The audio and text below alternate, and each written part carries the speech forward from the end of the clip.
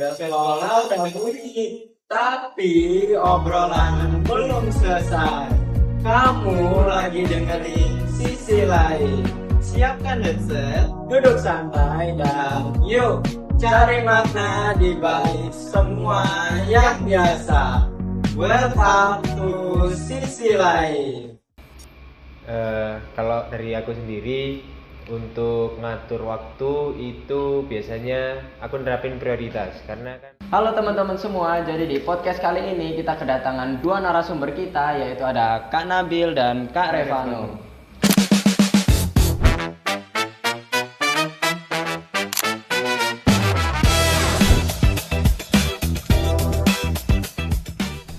Oke Kak, sebelum kita mulai, gimana kabarnya kakak berdua ini?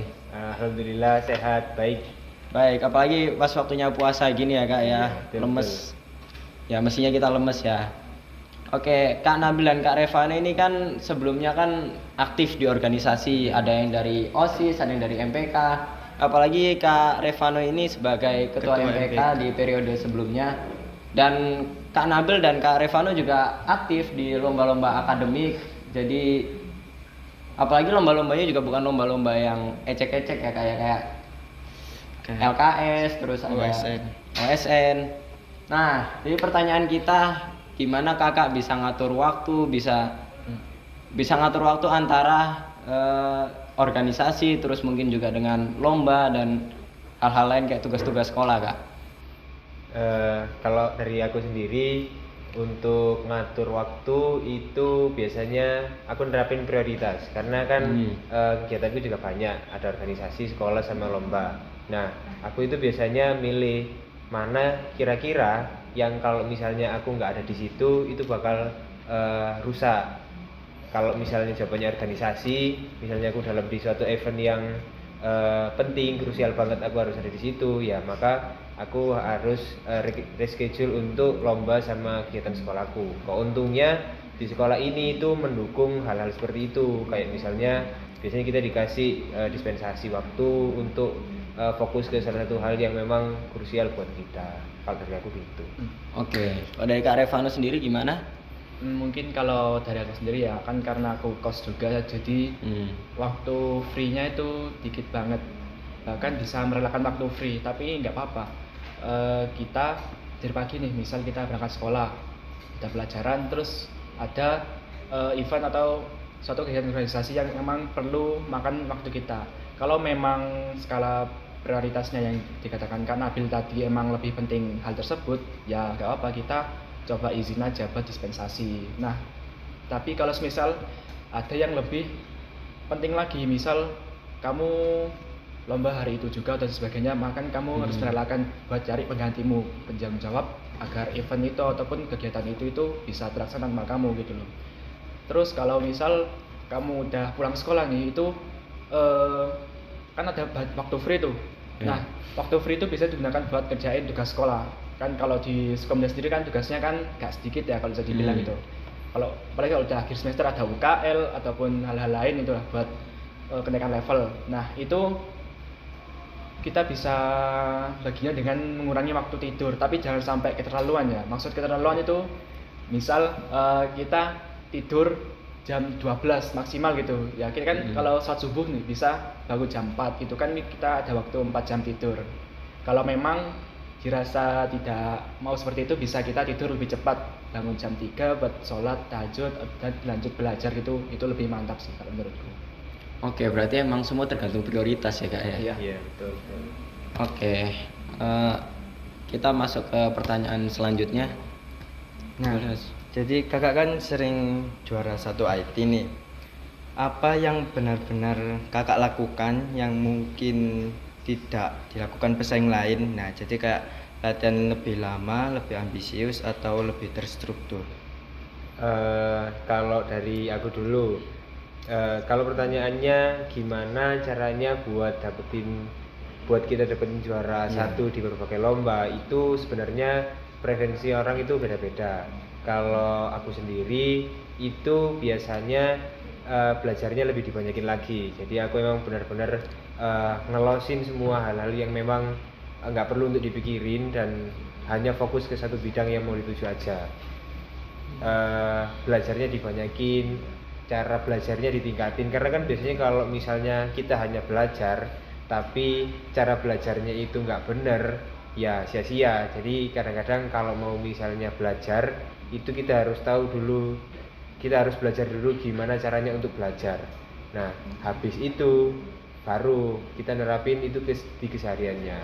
Kadang itu belajar aja nggak cukup. Kemarin beberapa hari yang lalu kita dapat ujangan dari beberapa orang kalau misalnya untuk juara 1 itu nggak hanya cukup untuk belajar, tapi mental juara satunya juga harus dikuatin.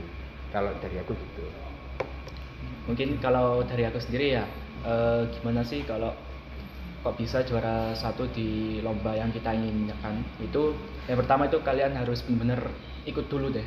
Jangan kalian aduh takut musuhnya kayak gini, aduh takut musuhnya nanti kuat-kuat. Kalau menurutku hal seperti itu nggak perlu dipikirin dulu. Kalian lebih baik ikut dulu aja, ikut daftar, lalu misal ada tas atau tugas-tugas yang kalian dapatkan dari lomba itu dikerjakan semaksimal mungkin, karena lawan kalian juga itu bakalan ngerjain hal yang sama juga, ya belajar, mengurangi waktu tidur, bahkan mereka sampai bela-bela mungkin nyewa mentor, nyewa kurs dan lain sebagainya agar dapat juara 1. Nah, tapi ketika hari lomba yang diperlukan itu mental. Kalau kalian di hari sebelum-sebelumnya itu misal pas simulasi itu lancar dan sebagainya, tapi kalau di hari lomba kalian tiba-tiba mentalnya drop, ada kepikiran banyak hal, itu kan bisa menghambat pikiran yang buat kita lomba itu. Bisa saja kita ngeblank, lupa, waduh kemarin apa yang aku pikirkan kok tiba-tiba lupa, waduh kemarin apa ya. Nah itu yang buat kita itu kadang itu gagal juara di pas pelaksanaan lombanya. Nah, ini kan ngomong-ngomong tentang lomba ini Kak. Kan kalau kakak udah pernah belum kayak di suatu lomba besar kakak kalah gitu? Maksudnya gak mencapai target gitu. Kalau ngomongin kalah ya, sebenarnya kita yang maju kemarin itu sebenarnya sudah mengalami berpuluh-puluh kali kalah. Cuman karena memang nggak kita expose, akhirnya yang kesorot hanya menangnya. Jadi semua itu sebenarnya tentang seberapa banyak kalian coba. Mungkin di sini aku menang 1 atau 2 kali, tapi di belakang ada 14 kali kalah yang sudah aku laluin. Karena itu kan pengalaman. Jadi try error, coba ke sini salah, coba ke situ, cari jalannya, akhirnya sampai dapat juara gitu. Nah, kira-kira kalau kalah nih, apa identitas kakak sebagai anak berprestasi itu terguncang atau ya kan kita semua kan punya ego ya Kak ya. Nah, kalau misalnya ego kita kayak nggak terpenuhi gitu kan, kadang kita ngerasa kayak kita ngedoubt diri sendiri kan, gitu juga bisa kan ya Kak ya. Nah, apa kakak pernah ngerasa kayak gitu? Kalau dari aku sendiri, misal baru kemarin saya pernah ikut lomba web itu di kelas 11 akhir. Itu kebetulan saya itu kalah, bahkan nggak sampai 10 besar. Nah, kalau pertanyaannya apakah merasa kayak identitas berprestasinya itu menurun atau terguncang? Kalau misalnya itu enggak, malahan dengan kamu ikut itu, misal ada teman-teman kamu yang tahu ini, lu gimana hasil lombanya? Bagus gak? Enggak, jelek. Urutan berapa? 24. Terus mereka kayak nyinyir gitu. Ya alhamdulillah sejauh ini teman-teman gue itu gak pernah ada yang nyinyir aku ya, malah wis gak apa, semangat, kedepannya lagi mungkin bisa ikut yang lebih besar lagi gitu. Malah mereka ngasih kita semangat. Nah, kalau dari situ kita juga berpikir gini, wah iya kemarin kan cuma kaleng aja, mungkin usaha saya aja yang belum besar gitu loh, belum memenuhi buat lomba juara 1. Meskipun yang tadi saya katakan itu ada mental juara, tapi kalau memang doa sama kualitas belajarnya yang kurang, ya kamu pas lomba juga sama aja gitu loh. Jadi emang harus benar-benar seimbang. Kalau misal cara satu belajar gini itu gak bisa, mungkin coba cara lain lagi sampai benar-benar ketemu cara belajar yang emang itu pas buat kamu. Maksudnya pas itu kamu itu bisa memahami, mengingat sampai bisa mengimplementasikan apa yang kamu pelajari itu. Kalau menurut aku itu begitu. Meskipun aku kalah, tapi aku tetap bangga sama diri aku sendiri karena sudah bisa ikut lomba, juga mau ikut lomba gitu. Nah, kalau dari Kak Nabil, Kalau dari aku sendiri, ini sebenarnya pertanyaannya cukup bagus ya. Soalnya beberapa tahun sebelumnya itu aku relate sama pertanyaan ini. Apakah kalau misalnya aku kalah di suatu kompetisi, apa bakal mengobrak-abrik ego lah istilahnya ya. ya. Awalnya aku dulu itu mikir gitu. Jadi ketika aku kalah, ya apa nanti teman-teman mandang aku, apa aku masih dihargai di sini atau malah atau malah disepelekan gitulah. Setelah beberapa kali aku cari-cari di internet, tanya-tanya dan lain sebagainya, sebenarnya mental seperti itu tuh nggak boleh dipelihara. Yang kalau gitu itu ibaratnya kita bukan cari kemenangan tapi cari ketenaran akhirnya. Akhirnya orientasi kita ketika lomba itu bukan gimana caranya biar aku menang, tapi gimana caranya biar aku bisa terlihat baik di mata teman-teman.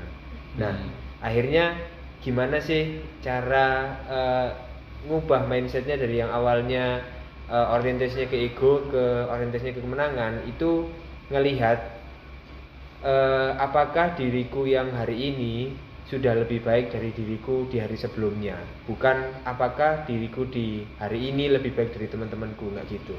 Jadi orientasinya harus ke diri sendiri tapi di masa lalu, kayak gitu kalau dari aku.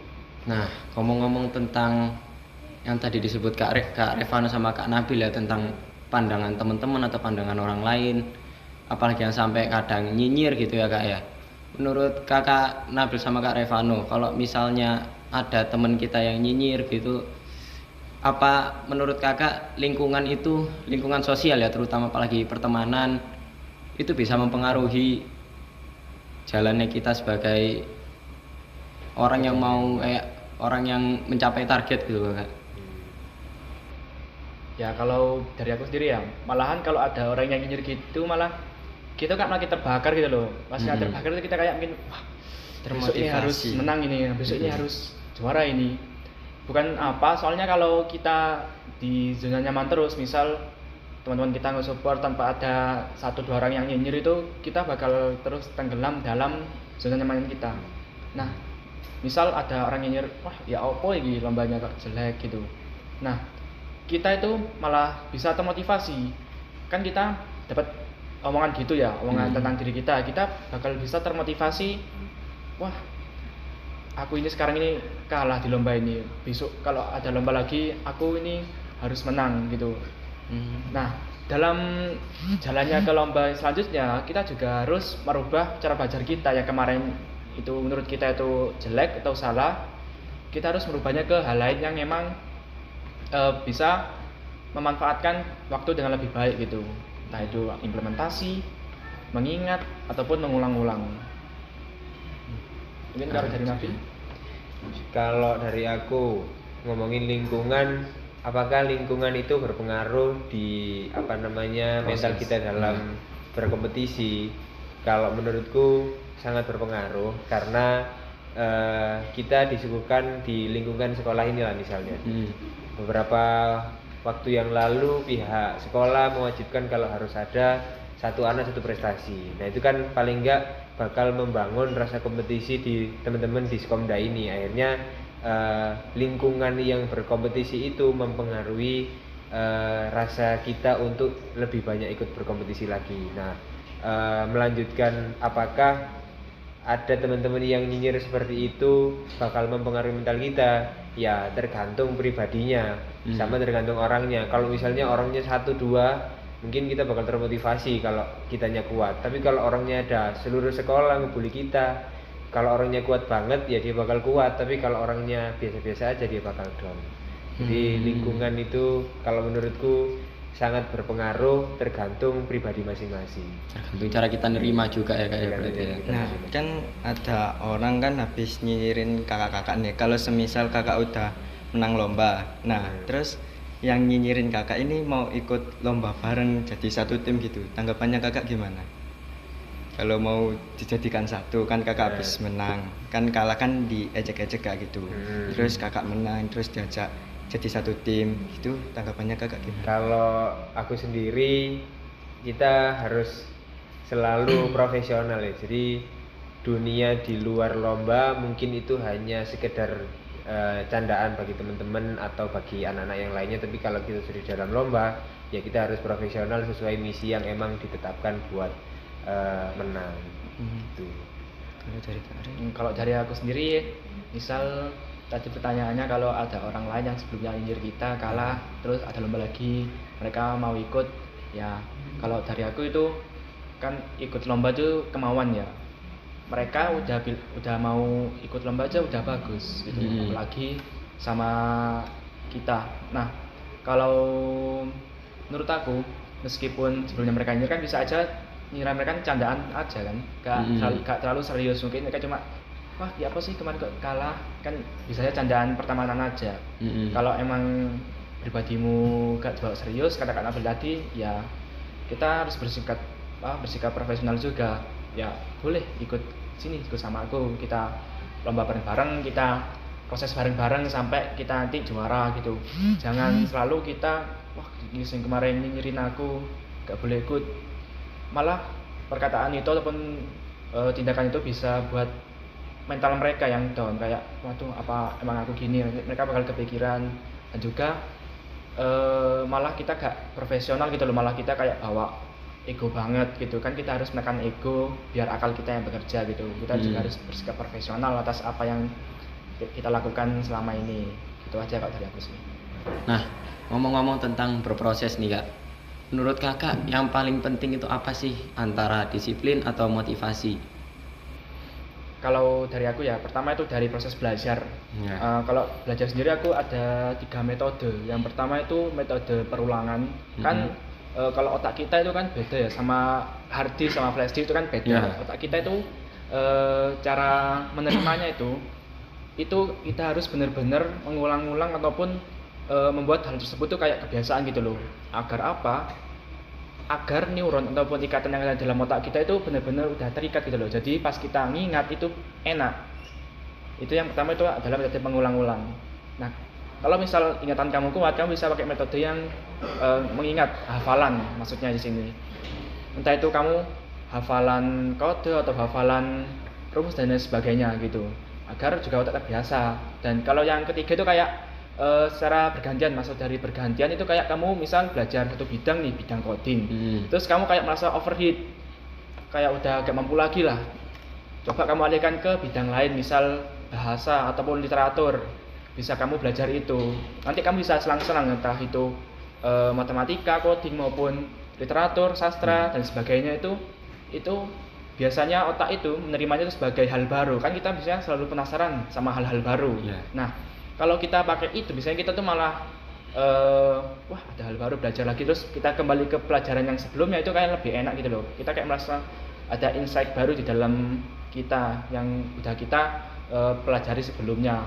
Kalau dari aku 3 itu sih. Yang pertama mengulang, yang kedua itu ada menghafal ataupun mengingat, terus yang ketiga itu secara bergantian belajarnya. Itu yang aku belakangan ini pakai itu biar ingatan dalam otak ataupun pemahaman dalam otakku itu meningkat. Aku pakai 3 metode itu. Mungkin dari Nabil ada metode lain. Apa tadi pertanyaannya? Pertanyaannya apa yang paling penting kak, antara disiplin atau motivasi? Disiplin dan motivasi. Kalau dari aku sendiri kalau misalnya ngebandingin antara 2 itu salah satu hal yang nggak bisa dipisahkan. Kalau untuk untuk mencapai suatu target, kita juga harus punya motivasi. Kalau kita disiplin, kita juga harus disiplin, nggak hanya motivasi aja. Jadi seringkali 2 hal itu dipisahkan, padahal itu hal-hal yang penting. Kadang-kadang kan kita perlu termotivasi untuk belajar, kayak katanya Kak Revano tadi, mengulang dan lain-lain. Kalau nggak ada motivasinya kan kita bakal nanti aja sampai kapan gitu. Ada kalanya kita juga harus disiplin. Ketika kita sudah punya motivasi, kita belajar tapi nggak ada motivasinya, akhirnya pelajaran itu hampa dan akhirnya jadi suatu hal yang mungkin nggak bermanfaat nantinya, kayak gitu. Kalau aku mungkin tambahan juga kalau dari aku, yang sudah tadi aku sebutkan itu, meskipun motivasi kamu besar tapi kamu nggak punya disiplin, misal ya udah nanti aja belajarnya, mau main game dulu, Nah itu kan malah kalian kan malah memberantakan disiplin waktu juga, yang mana hal itu tuh buat kalian terlena sampai kalian tuh malah hilang motivasi lagi gitu. Misal kalau kalian dalam proses pembelajaran terus tiba-tiba dapat motivasi nih, nah motivasi itu yang perlu dipelihara gitu loh. Jangan sampai motivasi itu benar-benar hilang, jadi apa yang kamu lakukan jadi hampa, flat, tanpa arah gitu loh. Pas nanti itu dimenaskan malah kayak kamu itu, aku kemarin belajar apa ya, kok rasanya kok biasa-biasa aja, gak wah banget gitu loh. Seharusnya kan motivasi yang kita dapat itu dipelihara sampai benar-benar kita mencapai apa yang kita mau dari motivasi tersebut. Dan dengan apa? Ya dengan disiplin belajar, disiplin waktu, ataupun hal-hal lainnya gitu. Nah, kan tadi kakak bilang itu tentang disiplin dan motivasi yang nggak bisa dipisah nih kan. Berarti itu tentang usaha dan suasana hati sebenarnya. Iya. Nah, kan ada kalanya kita burnout atau bahkan stres gitu kan. Nah, kakak punya cara sendiri gak dalam mengelola stres itu? Cara mengatasinya. Entah ngelakuin hobi, entah dengerin musik, entah punya cara-cara yang bisa bikin kakak ngelola stres itu tadi. Kalau ketika kita burnout ya, beberapa kan kita lagi latihan ini untuk lomba selanjutnya. Itu seringkali kita buat ngelola stres kayak misalnya ketika belajar itu kita biasanya main game. Jadi nggak ada salahnya ketika kita mau main game asal waktunya tepat. Ketika memang kita sudah terlalu stres belajar, itu kita nggak apa-apa sekali 2 kali main match, ranked atau lain-lain. Karena kita juga kayak gitu, biar nggak terlalu fokus atau sampai akhirnya stres dan pelajarannya nggak masuk semua. Kalau dari aku bener dengan kata Nabil tadi, misal udah kita belajar seharian penuh, otak kita tuh sampai gak paham apa yang kita baca gitu loh. Itu bisa kita lakukan ke hal lain. Kalau aku itu bisa main game tadi katakan Nabil, tapi harus di waktu juga ya. Misal setengah jam tok, setengah jam aja itu buat main game. Gak boleh lebih dari itu. Kalau kita lebih dari itu bisa-bisa nanti malah molor ke 1 jam, 2 jam, 3 jam, bahkan sampai seharian penuh. Itu yang gak boleh. Terus kalau aku sendiri kan sering di depan laptop ya, sering di depan laptop atau alat elektronik itu. Kalau cara aku biar healing itu, kalau misalnya stres itu, aku tuh bakal keluar nyari suasana alam gitu loh. Jadi kayak menikmati dunia luar itu gimana, menikmati bagaimana angin berhembus dan lain sebagainya gitu. Kayak kita itu kayak merasa wah kayak bebas enak gitu ya. Terus kerasa angin sepoi-sepoinya dan sebagainya. Baru kalau misal udah enakan, kita bisa ngomong-ngomong sama teman-teman kita, mungkin yang bincang yang receh dan sebagainya kan. Kalau suasana hati kita udah mulai baik, gak overheat lagi kan, bisa kita pas belajar itu kita udah mendingan. Oh, aku belajar ini, apa yang belum aku masuk tadi belajar lagi gitu. Kalau misal berat lagi ya ulangi lagi hal yang sama. Tapi kalau misal hal yang sama udah gak guna, ya ada hal lain mungkin yang kamu kepikiran pas di tengah belajar mau apa, mungkin mau makan makanan yang enak, entah itu pizza, burger, ataupun mie dan sebagainya, itu kan bisa buat pelarian stres kamu. Semua stres itu pasti ada pelariannya, meskipun kamu di hidup kamu memang ada stres yang memang berat-berat banget, tapi ada hal lain yang memang harus dicoba biar tidak kepikiran ke hal-hal tersebut. Nah, ngomong-ngomong, kakak kan sering ngikuti lomba yang besar-besar nih. Nah, kakak pernah nggak dulu pas mau ikut lomba jadi mengorbankan waktu bersenang-senang kakak gitu demi target lomba itu biar menang gitu? Sering banget kita ngorbanin beberapa hal yang memang jadi hobi kita untuk nyampai suatu hal yang memang kita targetkan kan ya. Termasuk tadi senang-senang, nggak hanya senang-senang aja, kadang jam tidur, jam bersama keluarga, jam apapun itu kita harus korbankan buat mengalokasikan waktu ke target kita. Bahkan di kelas 11 itu pernah aku hampir kehilangan skill buat bicaraku karena terlalu sering belajar diam di depan laptop. Jadi ketika aku disuruh presentasi, tiba-tiba kayak ngomong itu tergagap-gagap karena memang ya itu tadi terlalu lama, terlalu over lah. Kalau ini over untuk mengejar target, akhirnya ada beberapa skill yang memang hilang secara nggak sadar karena memang kita terlalu fokus atau terlalu target untuk ke satu tujuan kayak gitu. Ya, kakak. Mungkin dari aku tadi kan apa tadi pertanyaannya? Itu mengorbankan waktu bersenang-senang demi target. Kalau mengorbankan waktu bersenang-senang itu mungkin ya emang salah satu hal yang emang harus kita korbankan kalau kita ikut lomba. Misal contoh kalau kamu ngekos atau sebagainya kan kamu mesti kan kalau libur panjang itu pengen pulang ya. Mungkin kamu mikir itu kalau di rumah itu belajar itu nggak bisa, soalnya mungkin internet lelet ataupun susah jangkau dan sebagainya. Itu kalau aku itu mengorbankan waktu aku pulang. Jadi misal ada hari seminggu itu libur, nah aku tuh gak pulang tapi aku itu tetap di kos buat belajar. Agar apa ya? Agar bisa mencapai hasil yang diinginkan ketika lomba. Ya emang gak enak, bener banget, emang gak enak banget kalau mengorbankan hal kayak gitu. Kita kan kayak ngeliat teman-teman lain kayak enak ya pulang jalan-jalan dan sebagainya kan. Kita sendiri di depan laptop ataupun di depan buku belajar terus itu.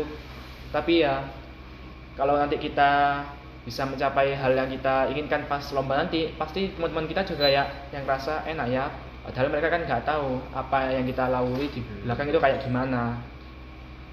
Entah kita mengorbankan waktu tidur, mengorbankan hobi kita, ataupun mengorbankan waktu bersama keluarga yang dikatakan Kak Nabil tadi. Nah, gini Kak. Kakak kan juga udah kelas 12 ya. Dan kan aku masih kelas 10 juga. Kadang aku ada pikiran juga sama temen-temenku, kadang kita mau ngerasain kayak seneng-seneng dulu nih kelas 10. Tapi kadang kita seneng-seneng itu bisa kelewatan gitu loh Kak. Kayak kita bisa ngelupain tugas, kita bisa ngelupain kayak apa yang harus kita lakukan, apalagi kita yang organisasi ya Kak ya.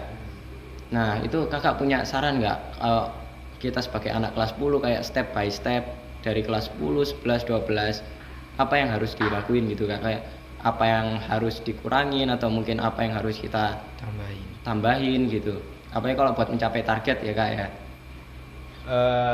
Tentunya kalau pertanyaan semacam kayak gini tuh orientasinya ke orang-orang itu beda ya. Kalau ke aku sama Kak Revano karena mungkin orientasinya prestasi, maka pengorbanan senang-senangnya itu beda.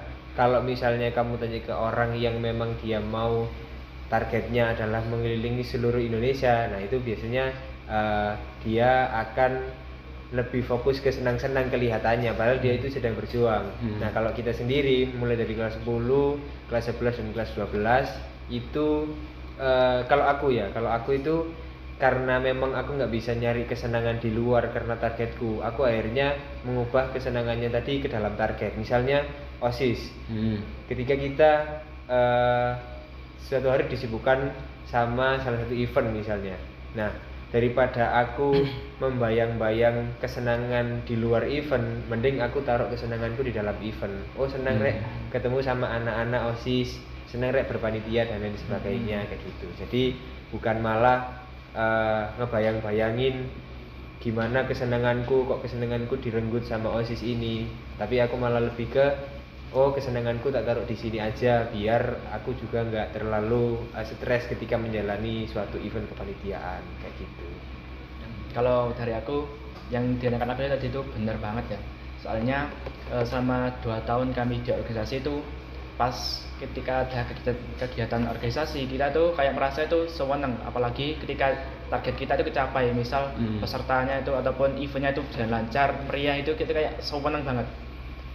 Gak cuma di target, pas kita di prosesnya aja bisa rapat kan, bahas konsep dan sebagainya, itu kita juga udah senang bener ketemu teman-teman OSIS, bercanda sambil ngerjain tugas buat event tadi.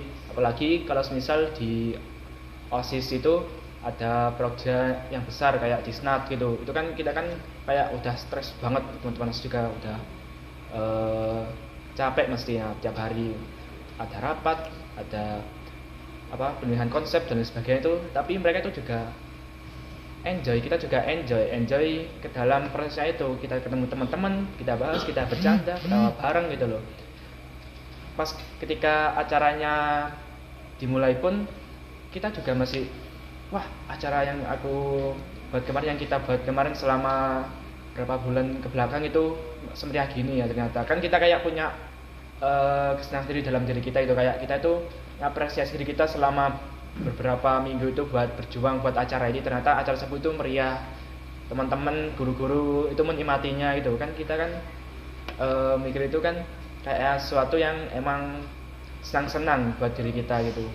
Kalau misal orientasinya pada prestasi yang dikatakan Nabil tadi, ya kita bisa mengubah senang-senang kita di luar, entah itu main, sepedaan dan sebagainya itu ke dalam hal-hal yang berkaitan. Misal harus menyelesaikan 1-2 project, kita kayak merasa senang gitu loh. Kan kalau kita merasa buntu, misal kalau di coding ini kan kita merasakan error kan kita kan buntu kayak overheat dan sebagainya kan. Terus misal kita udah fix ataupun sudah menyelesaikan masalahnya, kita kan kalau sudah selesai kan kita merasa wah iya ya bagus ternyata ya. Seneng sih. Senang kan? Seneng pasti. Nah itu mungkin kesenangannya bisa dirubah ke arah itu.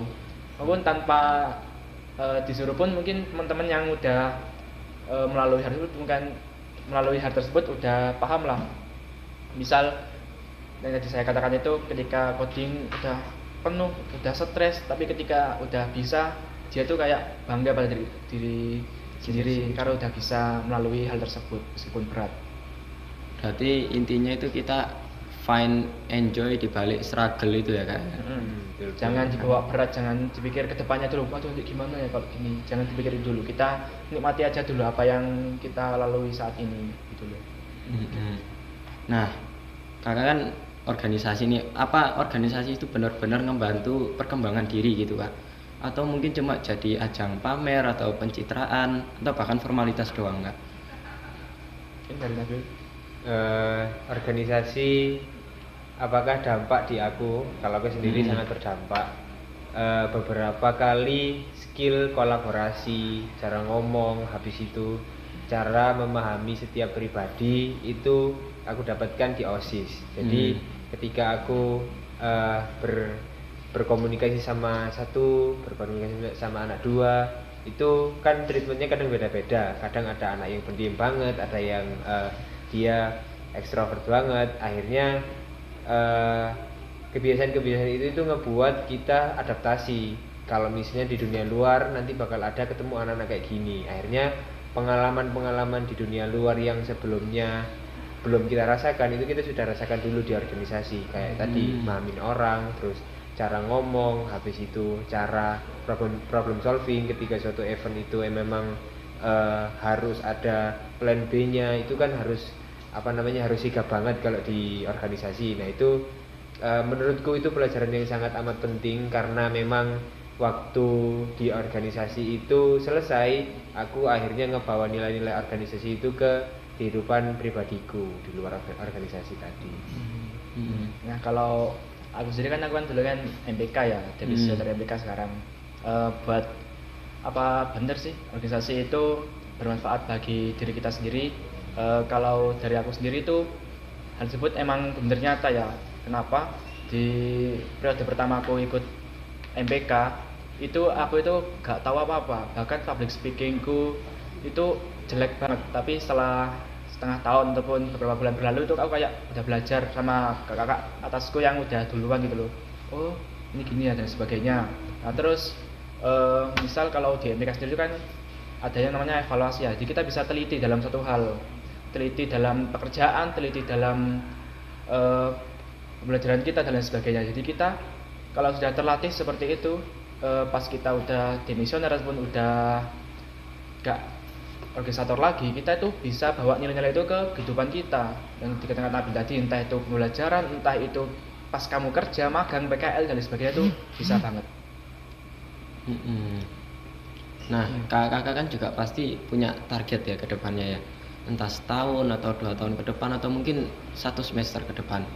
Nah, apa sih target kakak kalau aku boleh tahu ya, kalau kita boleh tahu? Kalau targetku mungkin target terdekat ya. Kalau target terdekat itu kita bisa menjuarai kompetisi yang emang kita ikuti. Kita kan lagi ikut LKS, jadi target kita adalah supaya juara sampai ke titik terakhir lah. Kalau target panjangnya ya gimana caranya supaya kita bisa survive di kehidupan yang akan datang. Jadi kita mau cari skill yang banyak supaya mungkin peluang direkrut untuk kerjanya bisa lebih besar lagi. Kalau dari aku kayak gitu. Mungkin kalau aku sama, kita target terdekatnya juga itu kita bisa menjuarai lomba yang kita ikuti. Terus kalau target kepanjangannya kita itu bisa mengimplementasikan ataupun kita bisa membawa hal-hal itu ke masyarakat ataupun ke dunia kita, biar kita kerjanya juga enak, kita hidupnya juga gampang dan lain sebagainya. Meskipun ada banyak struggling dalam prosesnya, tapi panjangnya seperti itu sih. Nah, sebelum kita tutup nih Kak, Mungkin mungkin ada kata-kata atau motivasi. atau saran atau motivasi buat kita yang mungkin mau mencapai target ke depannya Kak. Kalau kata-kata dari aku itu yang sama kayak Kak Revano tadi, yaitu poin penting yang ku dapat dari 3 tahun di sekolah ini itu jangan pernah berhenti mencoba, jangan pernah berhenti buat bermimpi. Iya. Jangan lupa terus mengeksplor banyak hal-hal baru. Misal eksplor hal-hal yang belum pernah kamu pelajari, itu jangan takut eksplor, tinggal eksplor aja. Kalian lakukan, terus lakukan aja, jangan takut akan sesuatu yang kalian belum tahu. Jadi tinggal kalian jalankan saja, nggak perlu kepikiran hal-hal lain. Udah. Keren banget nih, makasih ya kakak-kakak ya. Oke Kak. Ya, makasih banyak. Oke teman-teman, cukup sekian dari kita, dari kakak-kakak yang keren banget ini, juga ada Kak Nabil sama Kak Revano. Stay tune di podcast-podcast kita selanjutnya. Dadah teman-teman.